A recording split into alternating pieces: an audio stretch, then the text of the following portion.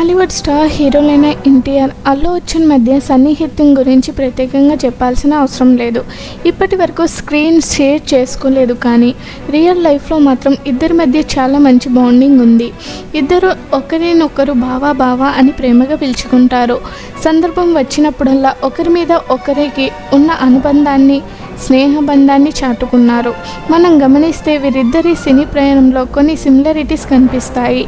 Legendary నటుడు నందమూరి తారక రామారావు మనవడిగా, హరికృష్ణ కుమారుడిగా ఇండస్ట్రీలో అడుగుపెట్టారు జూనియర్ ఎన్టీఆర్.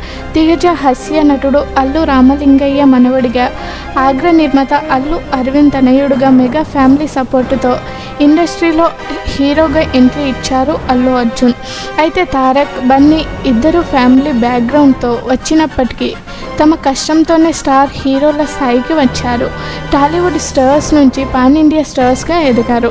పెద్ద సినీ బ్యాక్గ్రౌండ్తో వచ్చి ఇతరాత్ర కారణాలతో తమ ఫ్యామిలీ హీరోల పేర్లను ప్రస్తావించకపోవడం వల్లనే సోషల్ మీడియాలో తారక్, అల్లు అర్జున్లపై నెగిటివిటీ పెరిగిపోతున్నట్లు కొందరు నెటిజన్లు అభిప్రాయపడుతున్నారు.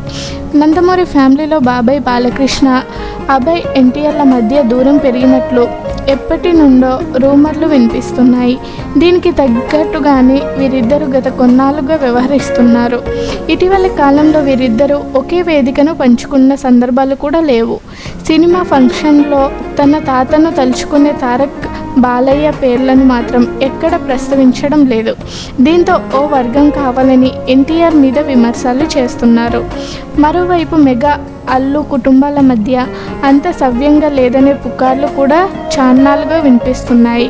అల్లు అర్జున్ గతంలో ఓ ఈవెంట్లో చెప్పాను బ్రదర్ అంటూ పవన్ కళ్యాణ్ పేరును చెప్పకపోవడంపై మెగా ఫ్యాన్స్ ఎంత రచ్చ చేశారో మనం చూసాం. అప్పటి నుండి ఇరు వర్గాల మధ్య ఫ్యాన్స్ వార్ జరుగుతూనే ఉన్నాయి. ఏపీ ఎన్నికల సమయంలో బన్నీ నంద్యాల వెళ్ళి తన ఫ్రెండ్ను కలిసి వచ్చిన తర్వాత మెగా ఫ్యామిలీ సభ్యులు సోషల్ మీడియాలో ఫాలో చేసిన సంగతి తెలిసిందే.